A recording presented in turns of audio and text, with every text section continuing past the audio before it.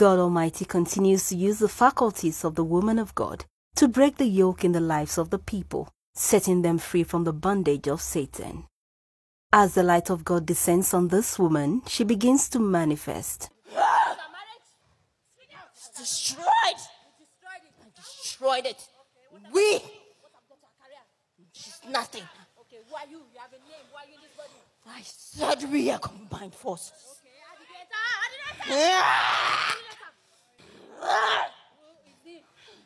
Estamos viendo la manifestación de espíritus malignos. She's my wife. Yes. She's very aggressive. She's very aggressive and very wicked. From both families. We are combined forces. Right now, you spiritual husband, out of this body! Out! Out! You unclean spirits, I command you. Vemos la manifestación de un esposo You espiritual, are free. espíritu de hombre, y esta mujer In ha sido Jesus' declarada name. libre en el nombre de Jesús. You are free. But you know, we need to congratulate this man. You need to say sorry. Because if not God, this home would have been a broken home by now. We need to congratulate this man. He endured a lot of things. And you know, you are delivered from this curse because that same spirit tormenting you is in the house. But today you are delivered. Today you are free. God bless you. But congratulations, you are free. Okay? We look forward to hear your testimony. It is well, okay? My name is Matilda. The man standing beside me is my husband. Last week I was here with the issue of marital problem, and I was delivered, and I want to use this opportunity to thank God for my deliverance. Before I came here, for 7 years of our marriage, we have been fighting. I've been fighting my husband all the time. I was like the man in the house. I thought I was wiser than my husband, that I would always argue with him. I was so aggressive that I would insult my husband. I can even slap him. There were instances where my mother-in-law came to live with us, and I was so rude to her. I did not take her as my mother. I fought her to the extent that I even insulted my own mother-in-law. Then she's 70 years plus. And as a result, she left our home.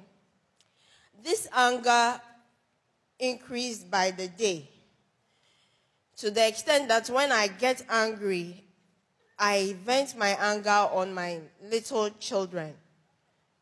My first one is 6 and the second one is 4 years old. I could beat them so badly. And there was a little girl that was brought to me to help us in the house. I could beat this little girl so badly that she could get cuts on her body until I see blood on her before I will be calm.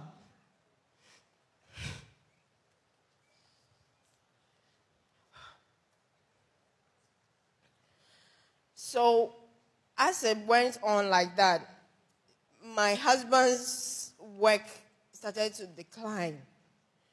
It went down and down. You know, for showing me love, that he loves me, he put me to school. And I wasn't satisfied. I was just not satisfied. I would compare myself to my friends, my colleagues outside, because they are working. And on social media, I'll go on social media, check their status, WhatsApp status with photos and all that. It would affect me. When my husband comes back from work, instead of receiving him, I will be so angry with him. I'll fight him. You should let me work and all that. It became a whole lot of issue. So it got to a point that, as I was saying, that his work continued going down. Nothing went on, to the extent that my husband could not fend for my children's school fees. We started begging before we eat. and all that. Even with that, he managed to keep the home together. But it got to a point, just this December, we had nothing. We just had nothing. Our house that we were living in, we had overstayed for 7 months. We were owing rent. They were sacking us. And at that point, I got angry at him again. I was shouting at him, insulting him, and he just could not take it anymore. So he asked me to leave. And when I left and then I wanted a solution. At that point in time, my husband sacked me. I did not care. I was ready to leave. The only thing that I was thinking about was the children, what I was going to do with them. But as time went by, January came, and then I was thinking, I was sober. By then I was sober, so I was always thinking, reflecting on the things, just asking myself whether this is what I really wanted. So I needed help. My family members had always intervened, and the issues had aggravated, so nobody was actually interested in our issues anymore. Everybody was fed up. So I needed help. I wrote to the church asking for help. By God's grace, I was invited to come. So when I came, I've been here all the time. And that fateful day, Sunday, before the woman of God got to me, she was just 2 seats away from me. And at that point, I was pressed. I wanted to use the washroom, that even if I breathed, I thought I would just mess myself, but I decided to stay. And I was so angry with everybody around me that I started, cursing the woman of God in my heart, that this woman is just a little girl and all that. But when she came to me and touched me, I don't know what happened. I was saying things. It was when I got up and I heard her say that, woman, you are free, you are delivered. That is when that I had to apologize to my husband, that if not for God, this home would have been destroyed. Yes, truly, it's true. And I really thank God for my deliverance and the deliverance of my marriage. I also want to use this opportunity to ask for forgiveness from my husband, because I have caused him so much embarrassment, and it has affected him. He's no more a man, He's as a man providing for the family, taking care of us. He's so selfless. He will give us everything and not buy anything for himself. But after my deliverance, that I have realized all this. At first, I would justify everything. I would justify my actions. I thank God. But after the deliverance, you realized that there's been a being in you that was propelling you to do all of this, that is affecting your marriage, affecting everybody around you. Yes. It's now that I've realized that this demon has really destroyed me and my home. My name is Senanu Vojogwe. This is my first son, Mauli Vojogwe.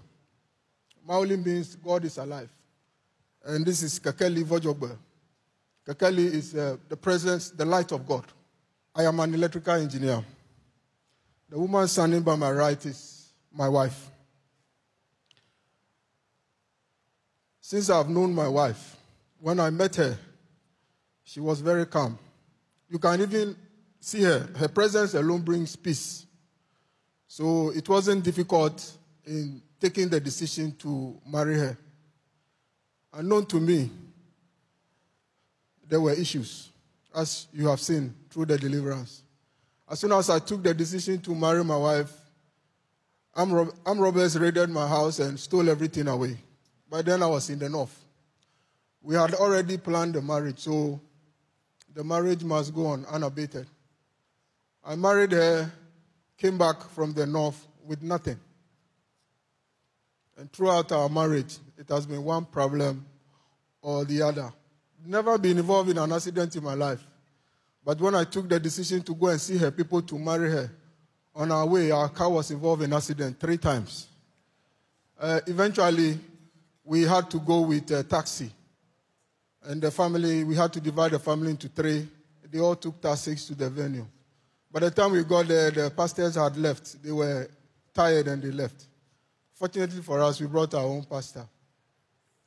After the marriage, what I noticed was that he was possessed with this anger. And all she wanted to do is to deplete my funds. And she doesn't want me to work also. So I'll be at work and she'll call me that I should come home. What sort of useless work am I engaged in? I would come home and she's still fighting me. The marriage was like I was put in a slave ship that was heading nowhere. Imagine being in a dark room and you don't know where you are going.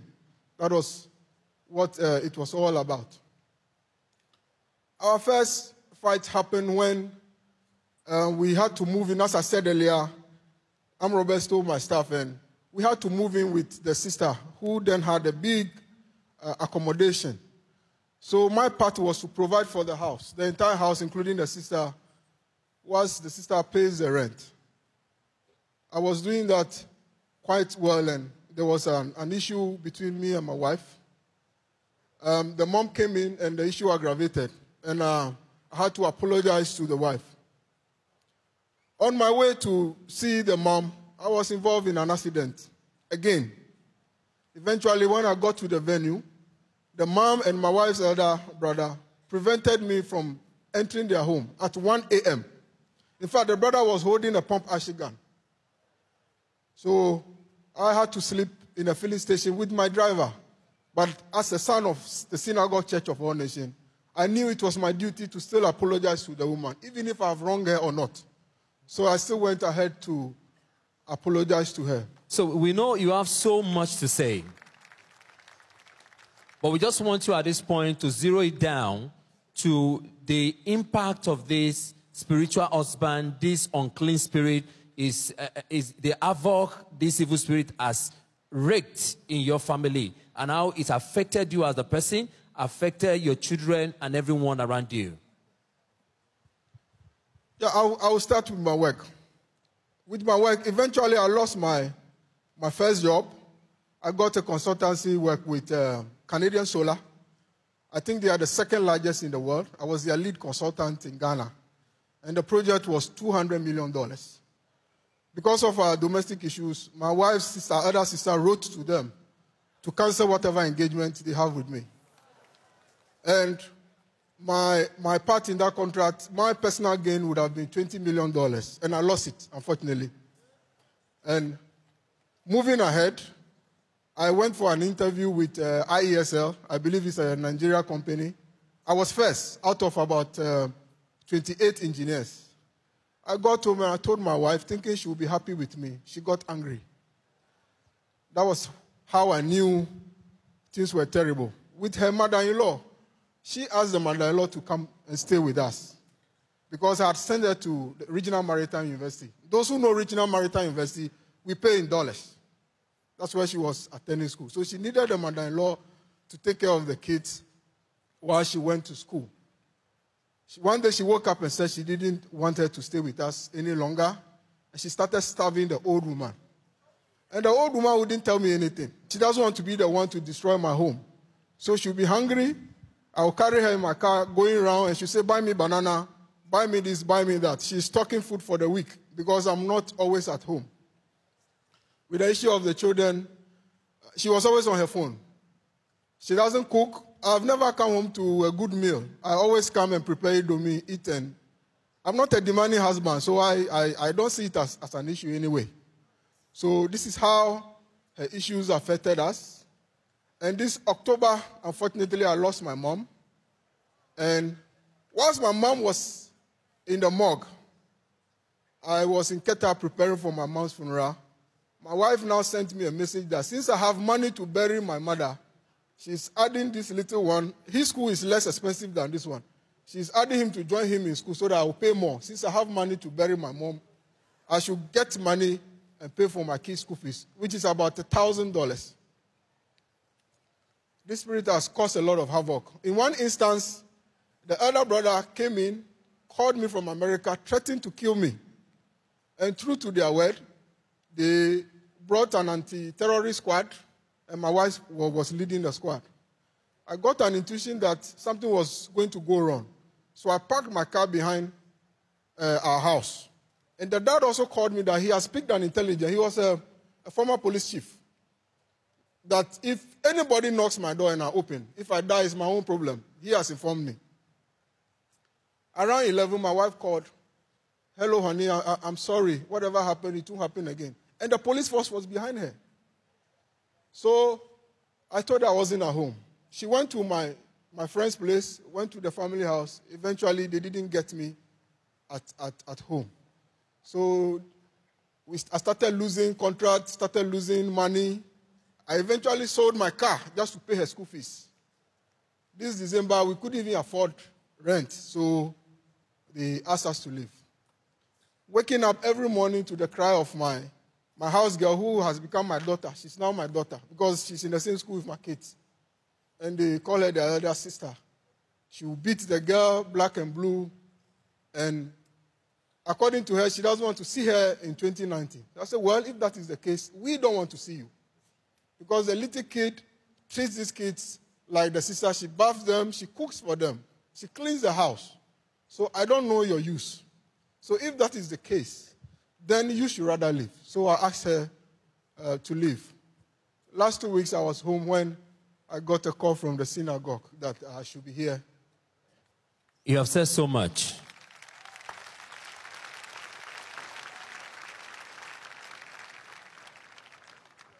We thank God for what the Lord has done. We want to hear from you. How did you feel then when the woman of God came, touched her, and said to her that spiritual husband, an unclean spirit, is responsible for the problem and the situation in the family? How did that make you feel as a husband? Because you also came out and confirmed that she's very violent. I wasn't surprised as a son of the Synagogue Church of All Nations. I wasn't surprised. My regret is that we thought we could do it by ourselves, but it was bigger than us.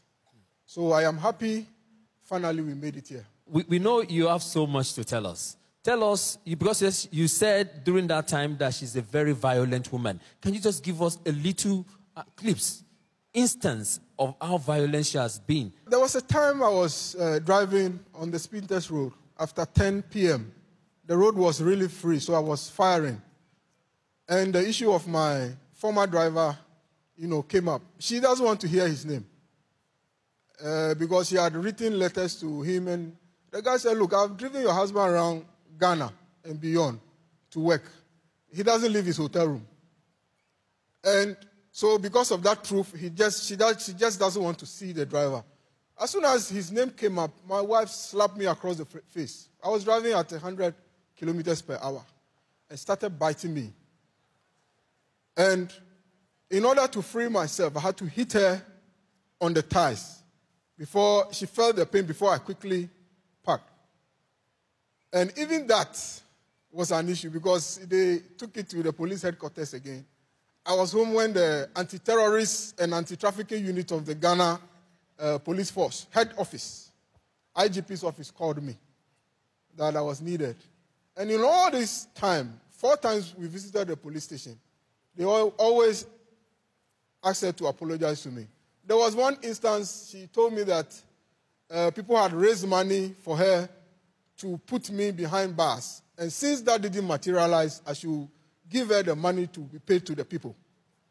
And because of peace, I gave her the money, 300 cedis to pay to them so that I'll have peace. Well, we thank God for what the Lord has done. So what can you tell us that you have noticed in the life of your wife after our deliverance on Sunday? Because you witnessed the deliverance. So what changes have you noticed in her? Yeah, I noticed her peace is back. Her peace. She used to be a chorister whilst we were in school. She was a CF member, very dedicated at what she does. As I said earlier, anytime she's around, there's peace. I noticed her peace is back.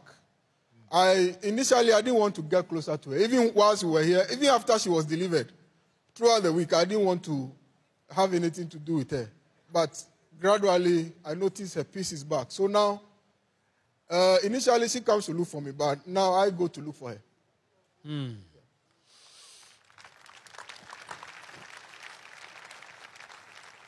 I want to use this opportunity to beg my husband.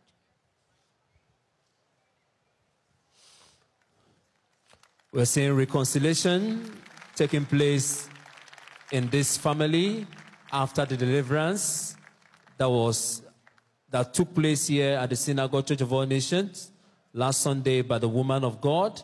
And we have listened to the woman sharing her experience, how that spiritual husband, the spirit of anger, have wreaked so much havoc in the family, and the marriage is at the verge of divorce before this divine intervention of God Almighty. So let us hear from you. After the deliverance, what changes have you noticed in your life? The first experience is peace. I have peace of heart. First, I was always thinking, worried, unnecessary things. And now I'm able to see my husband as my husband. I'm proud to be married to him. And for my kids too, I have a renewal of love for them. Initially, I could just blame them I just blame everybody for what is happening to me. I want to thank God for the deliverance. I also want to use this opportunity to thank the man of God for this opportunity, for accepting me. Tell us, with the deliverance we have seen, that God used the woman of God to achieve in your life, and what has happened in your life before the deliverance, what word of advice do you have for people listening to you, most especially couples that may be having the similar situation that you were in before the deliverance? First of all, I want to say that during prayers, deliverance session, when you are seated, whatever you are feeling, whether you are pressed to go to the washroom, please be calm and be seated. It is the trap of the devil. If you move, you might miss your chance of being delivered. Secondly, I would also want to use this opportunity to advise young girls like me, young ladies like me. Please be patient in your marriage. Be prayerful. And whatever you are facing right now, maybe you are having challenges in your marriage, divorce is not the ultimate. Please seek the face of God. Be humble to your husbands and put everything in prayer. Don't go to friends. Don't go to families. Don't compare your lives to what you see on social media. It is just a distraction. Stay focused to God, and He would help you through your marriage. Amen.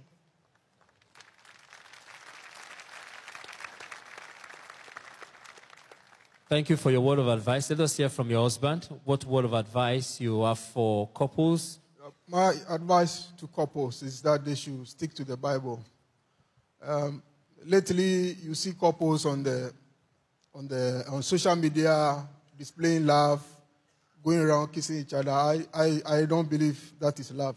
Growing up, my mom used to tell me that if you want to do anything for somebody, you have to do it behind the person.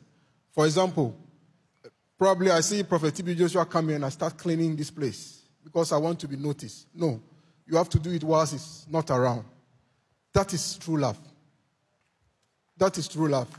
Love is not for the gram. It's not for Instagram where you sit on the Instagram and I love my wife, no. You have to do it. You have to act it.